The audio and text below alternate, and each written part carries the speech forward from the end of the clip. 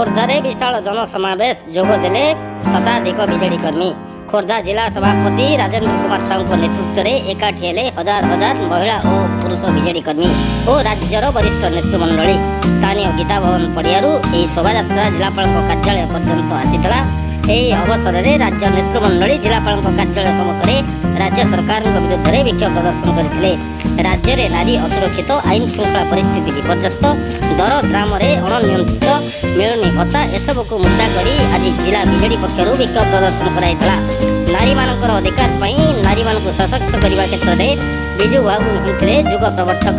ପଞ୍ଚାୟତ ରାଜ ସଂସ୍ଥାଠାରୁ ଆରମ୍ଭ କରି ସରକାରୀ ଚାକିରି କ୍ଷେତ୍ରରେ 33% ସ୍ଥାନ ମହିଳାମାନଙ୍କ ପାଇଁ ସଂରକ୍ଷିତ ଭଳି ସାହସିକ ପଦକ୍ଷେପ ନେଇ ବିଜୁ ବାବୁ ଇତିହାସ ସୃଷ୍ଟି କରିଯାଇଛନ୍ତି। ବିଜୁ ବାବୁଙ୍କ ଆଦର୍ଶରେ ନବୀନ ବାବୁଙ୍କ ସରକାର ପଞ୍ଚାୟତ ରାଜ ଓ ପୌର ସଂସ୍ଥାରେ ମହିଳା ସଂରକ୍ଷଣକୁ 50% ବୃଦ୍ଧି କରିଥିଲେ।